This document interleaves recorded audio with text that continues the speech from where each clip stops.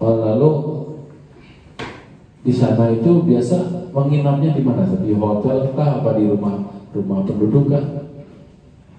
Memang awal pertama datang itu disiapkan hotel ya, karena banyak yang pengusaha yang udah sukses juga termasuk yang punya hotel itu menyediakan hotel. Tapi saya bukan takut mati atau apa, tapi dakwah kan harus berlanjut gitu Pak Haji. Jangan sampai baru nyampe kali 2 kali mati gitu. Ya sampai di situ urusan kelar. Ya. Jadi saya lebih senang dan lebih familiar tinggal di rumah-rumah, dalam artian misalkan ada rumah seseorang yang bersedia ditempati, maka ditempati, dan ada beberapa rumah yang selalu saya tempati sampai saat ini ya, di daerah Timika khususnya. Berarti intinya di Papua juga aman ya, tidak seperti apa yang kita bayangkan bahwa di sana ada pemberontak ya kan? Ya, mungkin pemberontakan lebih banyak di daerah pedalaman dan itu urusannya dengan urusan politik, bukan urusannya dengan agama, mungkin dengan urusan sama saya. Walaupun kadang-kadang saya itu jadi target ya, target syuting atau target foto. Nah ini kebetulan di sini ada kedatangan tamu lagi, teman kita, saudara kita, yaitu Bapak Ustadz Paimin. Nah, beliau juga tokoh di daerah sini ya. Dari Polres. Selamat datang Pak Ustadz. Mudah-mudahan sehat selalu ya. Hijau banget soalnya nih hari ini. Habis kena hujan sih. Ini kebetulan yang mau nanya tuh bukan saya doang, ada beberapa kawan. Silakan Pak Haji Adam, boleh bertanya dulu. Mungkin suka dukanya di Papua seperti apa, karena dia selalu setiap tahun di sana. Apa betah kah, apa sebelah kok hobi banget ke sana, apa punya inceran gitu ya. Orang Papua seksi-seksi loh. Ya, dia giginya. Begini Pak Ustadz, kita kan di Indonesia ini kan memang penyebaran Islam ke timur katanya belum sampai merata. Yang kita ketahui itu cuma sebenarnya bagaimana Islam di sana. Artinya Ustaz bisa sebulan di sana terus gitu kan. Waalaikumsalam. Selamat datang Bapak. Ya, alhamdulillah. Jadi saya ulangi lagi, saya lebih banyak di daerah perkotaan, dan seandainya itu pun masuk ke pedesaan kepada mereka-mereka yang sudah beragama, nah, atau mereka transmigrasi yang masih awam tapi haus akan agama. Dan saya rasa alhamdulillah bagaimana perkembangan Islam di Indonesia Timur ya, baik perkembangan kuantitas maupun kualitasnya. Contoh konkret, di awal datang tahun 2000 ya, satu masjid itu, satu daerah itu cuma ada beberapa masjid. Tapi semakin lama ada orang sukses, tergerak hatinya, kemudian bikin masjid lagi karena penduduknya tambah banyak, akhirnya tambah makmur. Nah, itu yang membuat terkadang saya bilang sudah, saya nggak usah kesini lagi, nanti yang lain aja yang muda-muda. Ya, walaupun saya belum tua kan gitu. Ya, tapi katanya di tempat kami kan belum. Bahkan beda lagi, bukan cuma di tempat kami, di kampung kami di Sulawesi juga belum. Di kampung kami misalkan Nusa Tenggara Timur juga belum. Ya, jadi akhirnya dengan itu dan saya sangat bangga dengan para pendakwa-pendakwa mujahid-mujahid yang begitu gigih. Mereka memang sengaja untuk berdakwah. Itu teman-teman yang berdakwah begitu gigih, ya, berdakwah sampai ke pedalaman, sampai menginfakkan dan mewakafkan ya jiwa raganya untuk dakwah Islam. Kalau saya mungkin hanya sifatnya bukan dari dasar, hanya sifatnya itu tinggal melapisi, ya, melapisi saja, seperti itu. Terima kasih. Ada juga ini Pak Haji Aput, ini guru spiritual, alhamdulillah. Ya. Nanti kita tanyakan juga. Biasanya itu kalau Ustadz kan di sini ketika ceramah kan yang datang meludak ya. Nah, kalau di sana bagaimana nih? Apa sama atau modelnya juga sama atau bagaimana? Kalau acara itu sifatnya PHBI, peringatan Hari Besar Islam, mungkin masyarakat itu termobilisasi, ya apalagi dengan adanya pengumuman, pamflet dan segala macam, sehingga masyarakat cukup banyak dari pedalaman juga atau dari satuan pemukiman. Tapi kalau untuk sifatnya yang rutinitas Ramadan, ya, dan sifatnya dari masjid ke masjid, ya, itu ya jamaah masjid situ hanya saja ada beberapa jamaah mintan yang kadang-kadang kemana pun mereka ikut, paling ya 10-20 orang yang ikut kemana-mana kan gitu. Ya, jadi ya biasa saja. Bedaannya misalkan mau nih, ya mau misalkan di satu tempat atau di gedung atau di lapangan, nah mereka termobilisasi. Ya. Jadi kalau sifatnya, kalau bahasa kita di sini kultum atau tausiah di masjid, ya jamaah masjid, ya, dan juga beberapa masyarakat yang pengen hadir yang bukan jamaah masjid situ, seperti itu. Pernah nggak Ustaz ada warga setempat yang mungkin non muslim ya, yang dia mendengar mungkin ceramah Ustaz, tiba-tiba pengen masuk Islam karena pernah mendengar ceramah Ustaz? Ya, jadi alhamdulillah.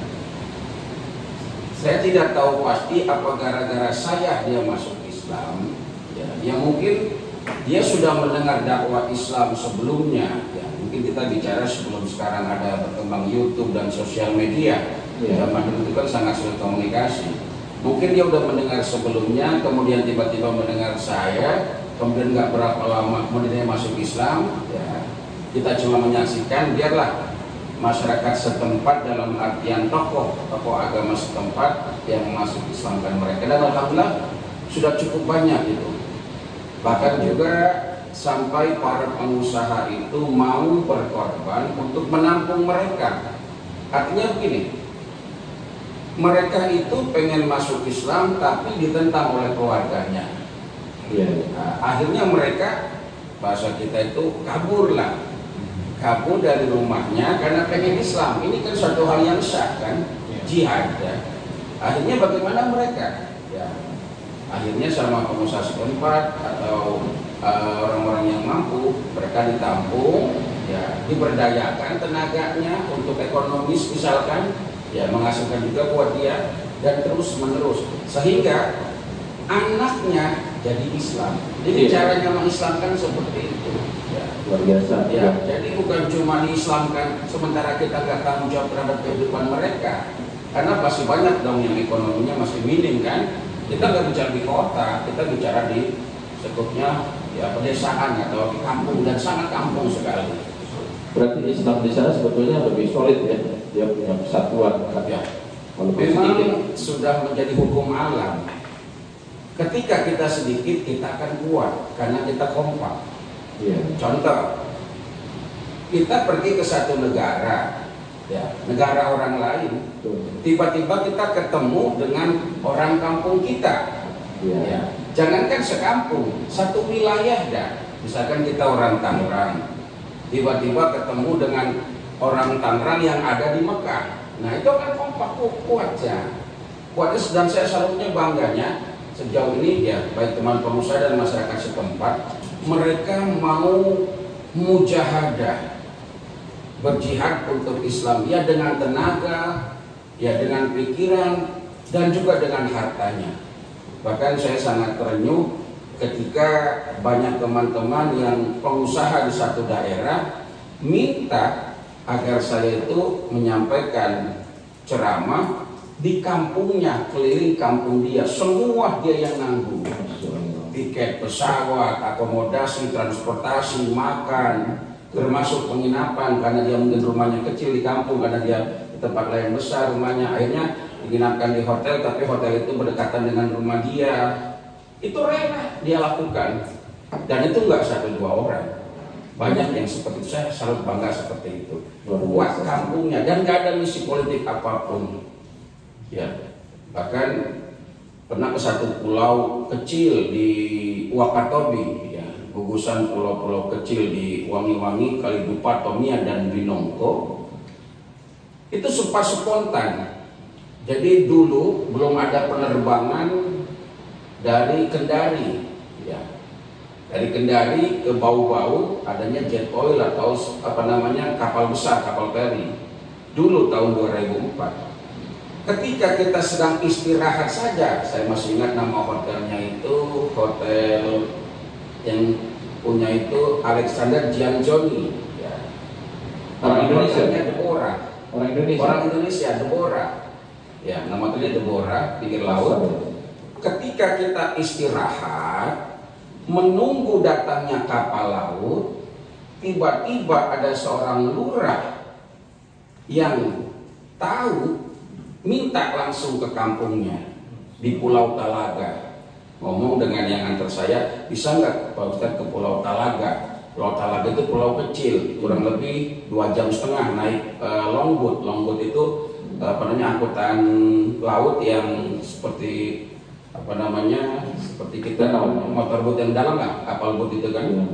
Tiba-tiba, dan dia semua yang biayai buat kampungnya. Itu yang saya bilang luar biasa, buat kampungnya. Dan juga mungkin saya rasakan juga di tanah Jawa juga begitu, ada perantau sukses misalkan, ya tolong buat di kampung saya, semua dia biayai. Cuma kalau Jawa kan sehari, cuma kalau sono kan seminggu. Kalau sono sehari doang, baru gerak udah pulang. Intinya kan di sana itu memang haus ya, haus kita soal rohani ya, karena memang jarang sekali kembali yang datang ke sana. Dan saya mau Hanya dari kota ke kota mungkin ada pesawat, cuma kalau dari desa ke desa itu naik apa? Ya itu. Ketika kita berangkat, kita sudah niatkan mantap dalam hati kita mau berdakwah, apapun itu resikonya. Kalau mau cari harta, kota tempatnya. Mau cari uang, Jakarta gudangnya dan sekitarnya. Tapi ketika ada panggilan hati untuk berdakwah dan memang daerah itu sulit dijangkau, ya kita jalani. Contoh, dari kota Kaimana kemudian ke Teluk Arguni itu harus melewati 3 jam perjalanan laut dan lewat Tanjung Nabima. Tanjung Nabima itu ketika ombak besar mencapai 5-6 meter, ombaknya setinggi itu, makanya kita ombak 3 meter ya bismillah sampai juga. Dan sering gitu, termasuk pesawat-pesawat kecil, misalkan dari Timika ke Kaimana lewat Pataui Bulu, pesawat kecil. Belum lagi kalau seandainya di Sulawesi Tenggara melewati hutan besar yang dulu pernah di televisi itu ada orang dimakan ular piton, kita lewati itu di situ. Hutan-hutan dan laut lepas sampai 6 jam perjalanan itu lewat hutan.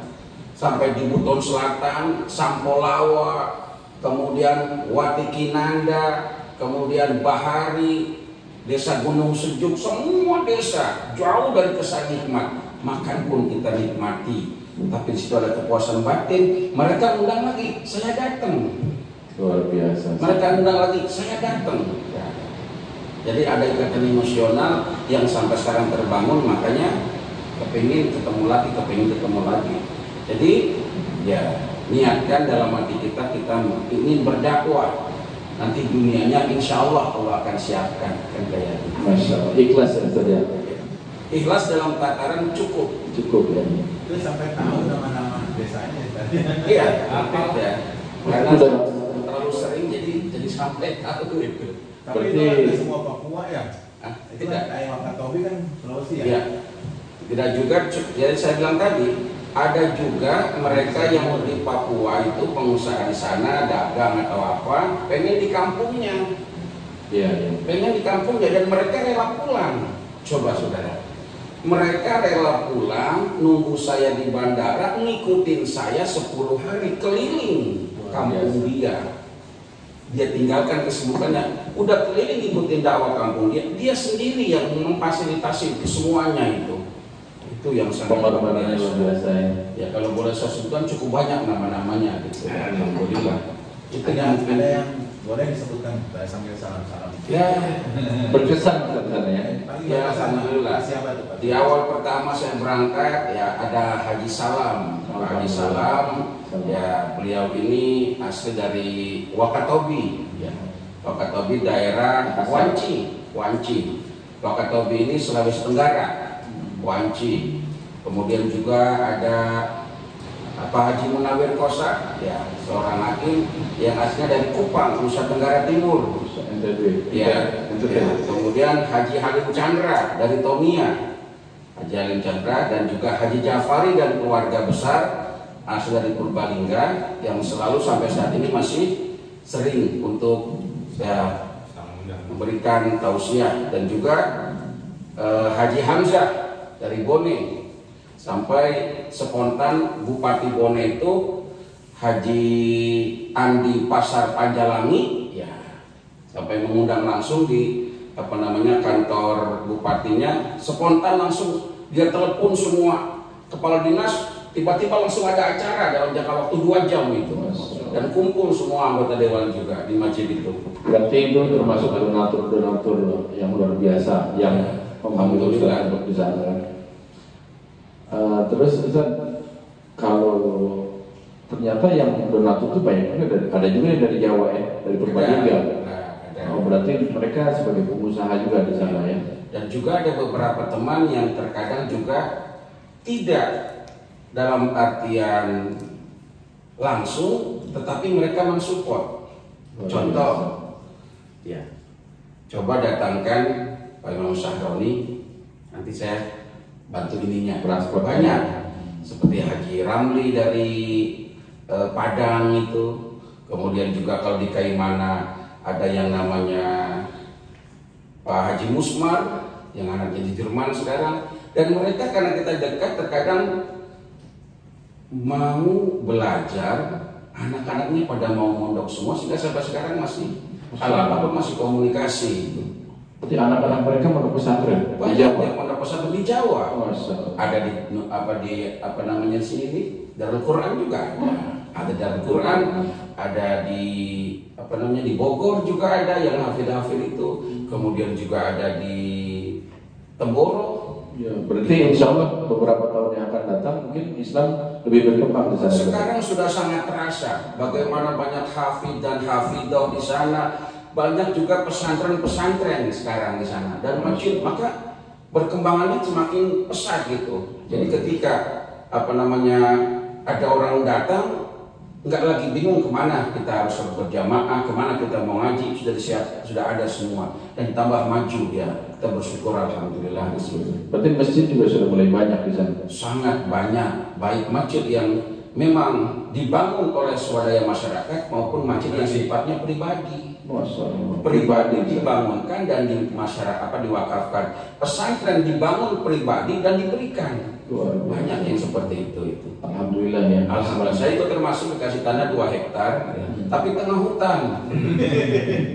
Jalannya pun saya nggak tahu. Ya, Alhamdulillah. terima kasih. Ustaz. Layangan. Terima kasih Ustaz sudah mau berbagi pengalaman lah. Mudah-mudahan pengalaman Ustaz ini bermanfaat untuk kita semua, dan mudah-mudahan perjalanan Ustaz juga mendapatkan pahala di surga. Amin.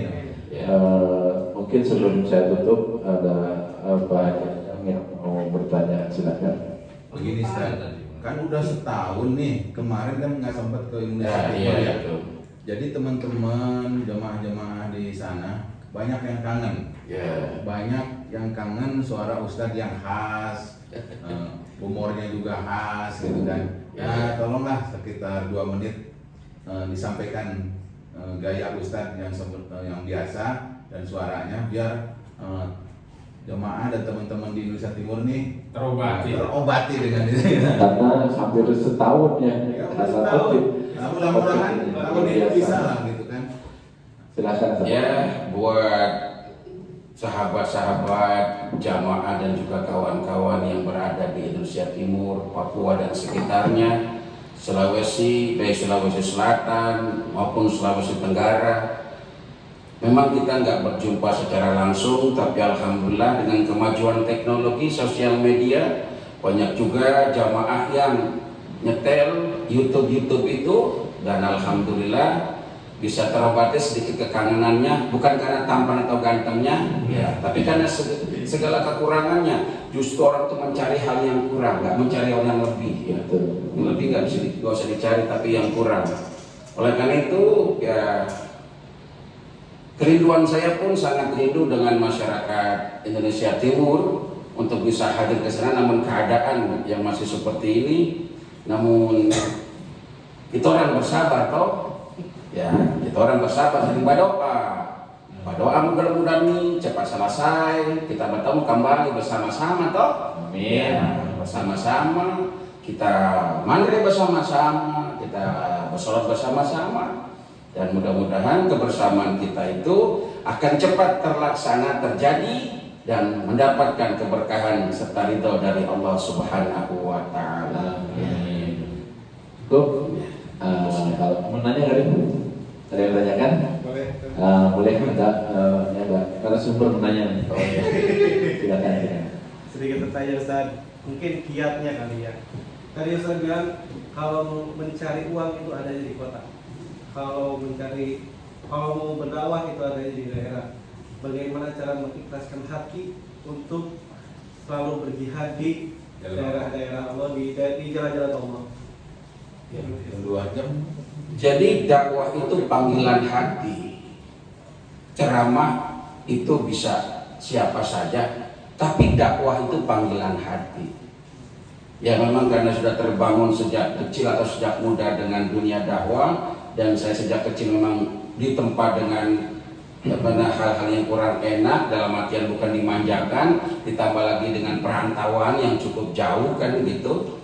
Akhirnya ada muncul kepingin dakwah sekaligus kepingin tahu satu daerah baru gitu toh. Dan itu kan tantangan, pengalaman baru. Ketika kita pengen tahu satu hal yang baru, resiko apapun kita hadapi di situ.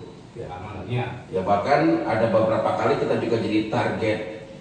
Mungkin saya nggak tahu target salah sasaran atau apa, target tembakan, ya kita kelompok KKB lah.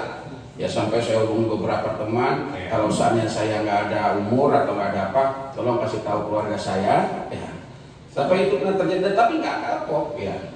Diundang berangkat lagi, ya dengan segala macam resikonya. Jadi buat teman-teman semua, ya, ketika kita berdakwah, sampaikanlah sesuatu yang merupakan Allah berikan sebagai firman-Nya dan Rasul sampaikan sebagai sabdanya, ya, sebagai sebuah nilai ibadah.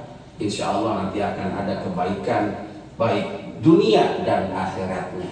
Dan itu saya rasakan karena kita baik dengan teman-teman kita yang awam di sana, kita nggak justifikasi mereka harus begini, tapi kita rangkul mereka, kita ngomong. Karena pada hakikatnya dakwah merangkul, bukan memukul. Menyampaikan argumen, bukan sentimen. Ngajak, bukan ngejek. Akhirnya terasa. Ketika mereka sukses, mereka nggak lupa. Oh iya, dia orang bisa mengaji. Bapak Saroni datang itu. Coba Bapak Saroni pulang ke Cileure toh? Karata kan? Atau sedikit-sedikit ada mungkin gitu. Jadi alhamdulillah, jadi tanamkan ketika kita berdakwah itu, ya pasti ngikutin, dunia itu ngikutin. Makanya nggak ada orang ceramah itu dikasih di awal, itu namanya akhirat ngikutin dunia. Jadi ceramah dulu, dikasih amplop, nah namanya ngikutin tuh. Ngikutin. Kalau seandainya nggak dikasih, nggak ada yang ikut, ya kita tungguin. Bukan nyampe-nyampe ini.